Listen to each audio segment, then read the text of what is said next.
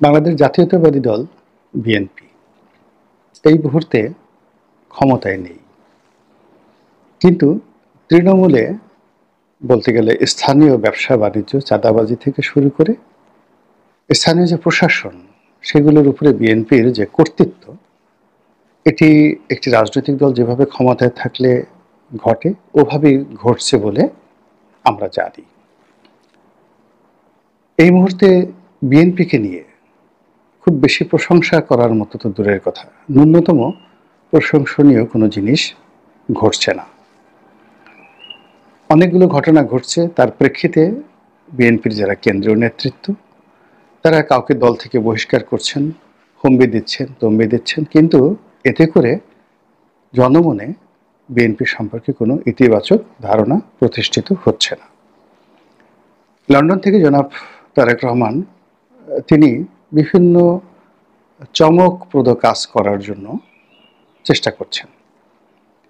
অনেকে দল থেকে বহিষ্কার করা হচ্ছে, অনেকের সদস্যপদ স্থগিত করা হচ্ছে, তারপর ধর্ষকদের বিরুদ্ধে আইনজীবী নিয়োগ করা বা ধর্ষক যিনি ধর্ষণের শিকার হয়েছেন তাকে মানবিক সহায়তা দেওয়ার মতো কাজকর্ম করে তিনি জনমানুষে দেশনায়ক রূপে একটি ভাবমূর্তি তৈরির চেষ্টা করছেন, কিন্তু কাজে কাজ হচ্ছে না।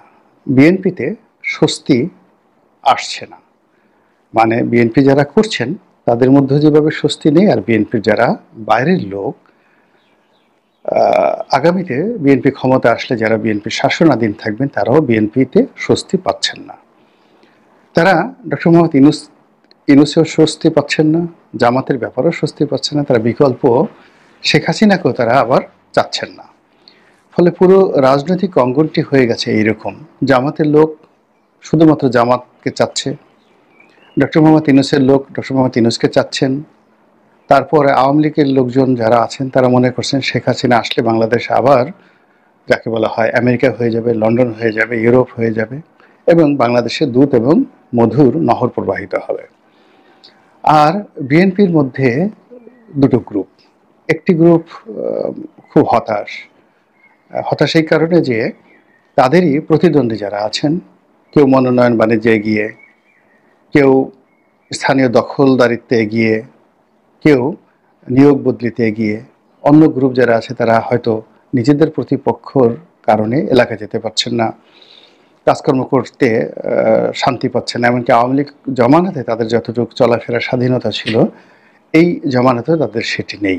ফলে বিএনপি যারা সুবিধাভোগী, যারা ক্ষমতা দখল করতে পেরেছে, যাদের পদ আছে, পদবি আছে, যারা কমিটি বিক্রি করেছেন এবং সেই কমিটির উপর নির্ভর করে এখন মধু মেওয়ার ব্যবসা শুরু করেছেন, তাদের এক ধরনের রমরমা ব্যবসা, তারা চাচ্ছেন যে ইমিডিয়েটলি যদি সম্ভব হয় 24 ঘন্টার মধ্যে বিএনপি রাষ্ট্র ক্ষমতায় আসুক এবং 24 ঘন্টার মধ্যে এখানে ডক্টর মোহাম্মদ ইউনূস এদেশ থেকে বিদায় হয়ে চলে যান।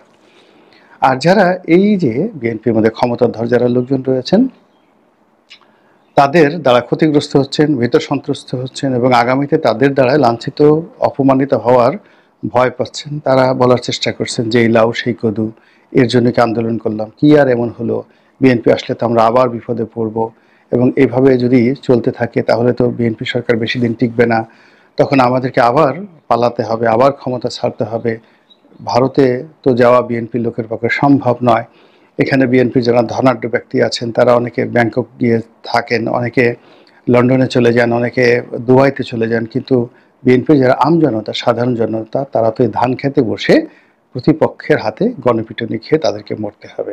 তো কাজেই আমাদের কি হবে, এই হতাশা মাঠের মধ্যে ছড়িয়ে পড়েছে। ফলে বোঝার চেষ্টা করুন যে এই রাজনৈতিক অঙ্গনে যখন একটি স্রোত প্রবাহিত না হয়, এই রাজনৈতিক অঙ্গনের যত সহায় সম্পত্তি যদি একটা বদ্ধ নালার মধ্যে আবদ্ধ হয়ে যায়, তখন সেখানে যে দুর্বোধ্য, দুর্গন্ধ এবং সম্পদ হানির যে একটা অবস্থা তৈরি হয়, ঠিক সেই অবস্থা আমাদের পুরো রাজনৈতিক অঙ্গনকে গ্রাস করে ফেলেছে। এখানে এই মুহূর্তে কেউ কাউকে বিশ্বাস করছে না, কেউ কাউকে নির্ভর করছে না, আর যার যার অবস্থান থেকে যেভাবে পারছে সে তার প্রতিপক্ষকে হেয় করার জন্য, প্রতিপক্ষের চরিত্র নষ্ট করার জন্য, ক্যারেক্টার অ্যাসাসিনেশন যেটিকে বলা হয়, এটি করার জন্য যাচ্ছে তাই বক্তব্য দিয়ে যাচ্ছে এবং নানা রকম সেই বক্তব্যকে নানা রকমভাবে সত্য প্রমাণিত করার জন্য তারা কি করছে, তথ্য এবং উপাত্ত হাজির করছে এবং এগুলোর বেশিরভাগই মিথ্যা। তো যেহেতু এই সময়টিতে বাংলাদেশে সবচেয়ে বড় রাজনৈতিক দল বিএনপি, আওয়ামী লীগের অবর্তমানে নির্বাচন হলে সেটা যে কোনো ফর্মে নির্বাচন হোক না কেন শতভাগ বিএনপি ক্ষমতায় আসবে। কাজেই বিএনপির নিজের অভ্যন্তরীণ যে সকল হানাহানি, তারপরে মারামারি, ক্রন্দন, যা কিছু বললাম সেগুলো তো আছেই। এর বাইরে বিএনপির যারা প্রতিপক্ষ তারা রাজনৈতিকভাবে বিএনপিকে মোকাবেলা করতে পারবে না, এটা জানে। কাজেই বিএনপির তকদির নষ্ট করে দেওয়ার জন্য, বিএনপির চরিত্র নষ্ট করে দেওয়ার জন্য যা যা করার দরকার সেই সব কাজগুলো তারা খুব চমৎকারভাবে করে যাচ্ছেন, যাতে করে এই দলটি একটি ঘৃণিত, নিন্দিত, লাঞ্ছিত দলে রূপান্তরিত হয়ে যায় এবং এই দল সম্পর্কে মানুষ যেন নাক ছিটকায় এবং আগামীতে নির্বাচন তো দূরের কথা, নির্বাচনের ধারের কাছে যেন এই দলটি যেতে না পারে এবং নির্বাচন যেন দীর্ঘমেয়াদে নির্বাসনে চলে যায়। সেখানে তৃতীয় পক্ষ আসুক, চতুর্থ পক্ষ আসুক, যে পক্ষই আসুক না কেন বিএনপি যেন না আসে। এই যে group of people, politically, socially and economically, এই গ্রুপগুলো সব একত্র হয়ে গেছে। একত্র হয়ে তারা অতীতে বিএনপির যে পতন, সেই পতনের ইতিহাসগুলোকে আবার সামনে নিয়ে এসেছে। 1991 থেকে যাকে বলা হয় 1996 সন পর্যন্ত বিএনপি ক্ষমতায় এসেছিল। তো সেই সময়টিতে বিএনপির কতগুলো রাজনৈতিক ভুল ছিল, কিন্তু বিএনপির জনপ্রিয়তা ছিল এবং বিএনপি যে কর্মকাণ্ড করেছিল তাতে যদি ওই রাজনৈতিক ভুলগুলো না হতো তাদের কোনো অবস্থাতেই বিএনপি সেই নির্বাচনে পরাজিত হতো না। তো এখন ধরুন সেই সময়টিতে সেই তেজগাঁর বিতর্কিত নির্বাচন করা হলো মোসাদ্দেক আলী ফালুকে ক্ষমতা আনার জন্য। তারপর সেই মাগুরার নির্বাচন হলো, তত্ত্বাবধায়ক সেই মাগুরার নির্বাচনের পরেই তত্ত্বাবধায়ক সরকারের আন্দোলনে আওয়ামী লীগ উইন করলো। ফলে 1991 থেকে 96 পর্যন্ত একটা one of the best and finest শাসন ব্যবস্থা বাংলাদেশকে উপহার দেওয়ার পরেও তাদেরকে ক্ষমতা থেকে চলে যেতে হলো। এই গেল একটা। তো ওই সময়টিতে বিএনপির যে সকল রাজনৈতিক সিদ্ধান্ত এবং কর্মকাণ্ড জনমনে বিরূপ প্রতিক্রিয়া তৈরি করেছিল, ঠিক সেই জিনিসগুলোকে আবার এখন সামনে আনার চেষ্টা করা হচ্ছে। এই গেল এক।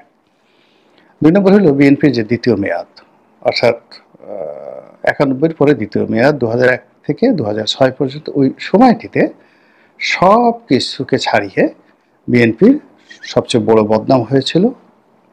1 নম্বরে ছিল হাওয়া ভবন, 2 নম্বরে ছিল হাওয়া ভবন রিলেটেড কিছু সামরিক, কিছু বেসামরিক এবং কিছু এসপি লীগ, মানে এসপিদের দল মানে পুলিশের দল।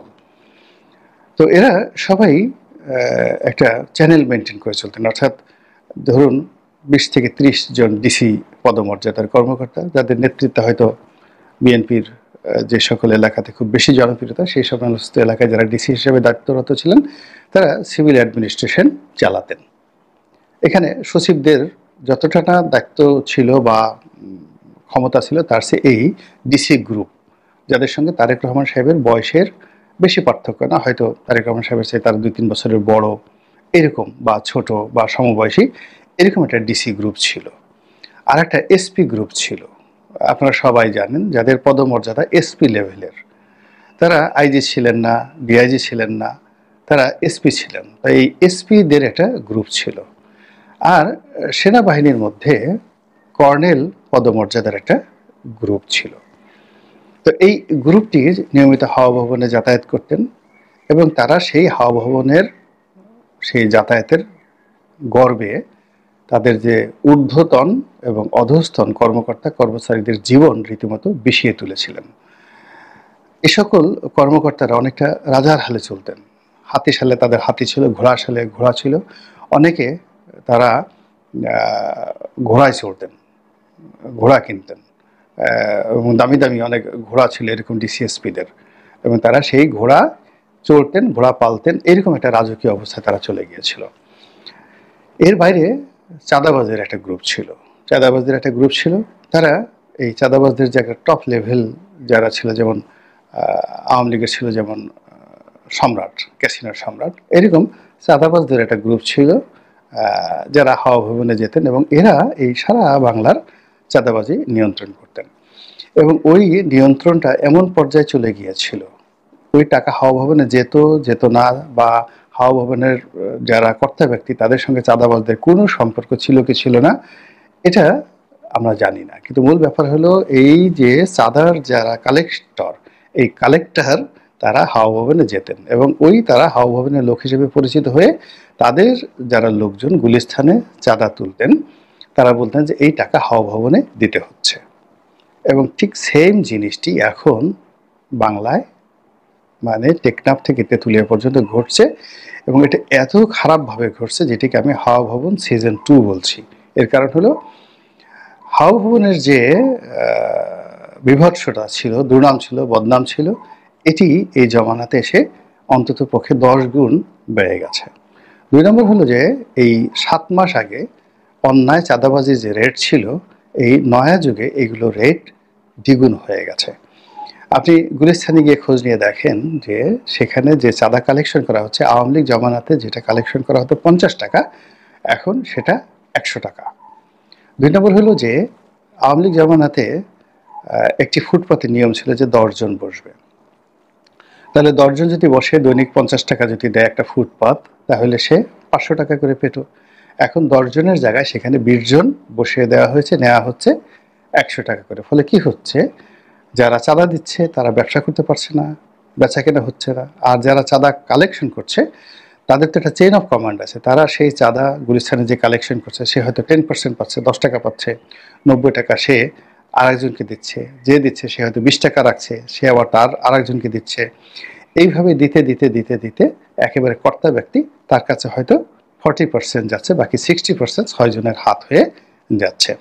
এবং এই কাজগুলো গাবতলী হাট, সায়দাবাদ বাস স্টেশন, গুলিস্তান, এই 3টি জায়গাতে গেলেই আপনাকে রকেট বিজ্ঞানী হতে হবে না। আপনি এই আর কারওয়ান বাজার, তাহলে কারওয়ান বাজার, গাবতলীর বাজার, সায়দাবাদ, তারপরে শেষে গুলিস্তান, এই 4টি এলাকাতে যদি আপনি মোটামুটি একটু গোয়েন্দাগিরি করেন, খোঁজ খবর নেন, 10 জন ভুক্তভোগীর সঙ্গে কথা বলেন কয় টাকা চাঁদা নেয়, এরপর যে চাঁদা নেয় তার মুখ থেকে সত্য কথা বের করার জন্য তার সাথে একটু বন্ধুত্ব করেন, বন্ধু করে তাকে একটু গাঁজা খাওয়ান, ফেন্সিডিল খাওয়ান বা মদ্যপান করান, করে তারপর তার কথা রেকর্ড করেন। এর কারণ হলো সে এমনি এমনি সত্য কথা বলবে না যে তার টাকা আসলে কার কাছে যাচ্ছে। কিন্তু তাকে যদি আপনি মদের বোতল হাতে ধরিয়ে দিতে পারেন এবং আচ্ছা মতো মদ্যপান করাতে পারেন, এবং তখন সে গড় গড় গড় গড় করে বলে ফেলবে সে কয় টাকা পাচ্ছে, কাকে দিচ্ছে, কোথায় সেই টাকা সর্বোচ্চ জায়গাতে এই টাকা চলে যাচ্ছে। ফলে এই কাজগুলো হচ্ছে। এখন এই কাজগুলো হওয়ার পরে এলে কি হলো, এগুলো কি বিএনপির নির্দেশে হচ্ছে? Absolutely not. বিএনপির নির্দেশে হচ্ছে না। বিএনপি কি এই জিনিসগুলো চাচ্ছে? না, অ্যাবসলিউটলি চাচ্ছে না। বিএনপি কি এই জিনিসগুলো থেকে বিমুক্ত হয়ে এই মুহূর্তে চাঁদাবাজি বন্ধ করতে চাচ্ছে? ইয়েস, চাচ্ছে।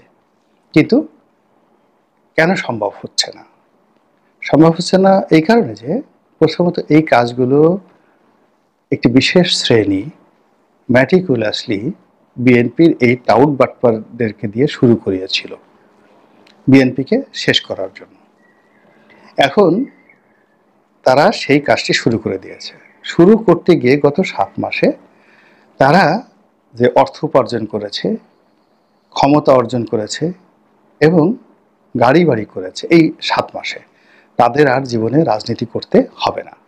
ফলে বিএনপি থেকে তাদের সদস্যপদ গেল না গেল, কোনো কিছু হলো, এতে তাদের কিচ্ছু আসে যায় না। বিএনপি মরলো বা বাঁচলো তাদের কিচ্ছু আসে যায় না। আমি অনেক বিএনপি কর্মীকে চিনি, জানি, যারা এই আওয়ামী লীগ জমানাতে আমার অফিসে আসতেন, ঘন্টার পর ঘন্টা বসে থাকতেন।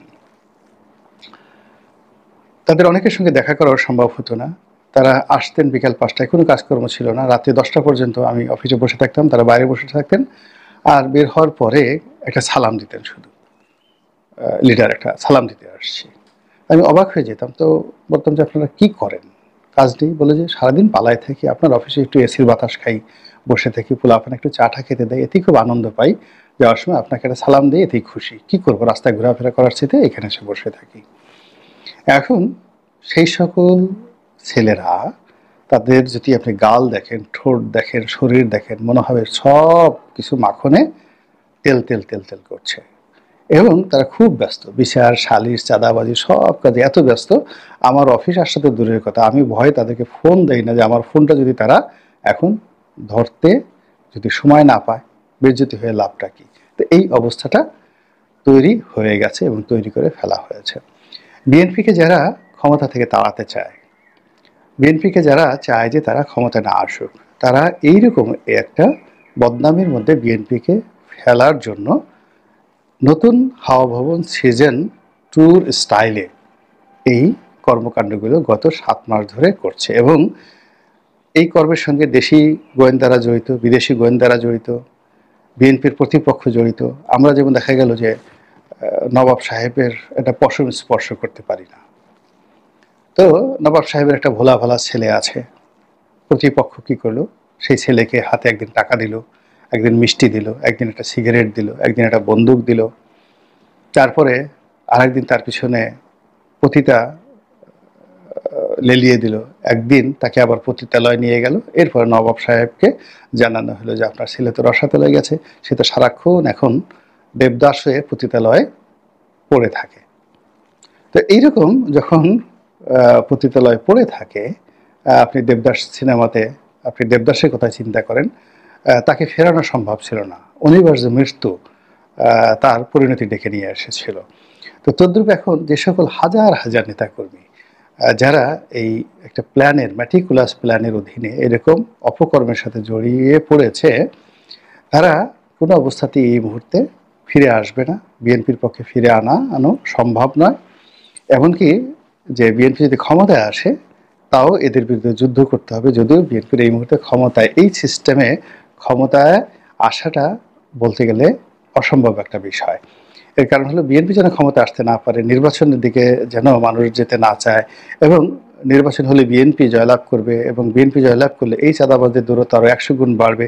এরকম একটা গণধিকৃত স্লোগান তোলার যে কর্মটি বিএনপির প্রতিপক্ষ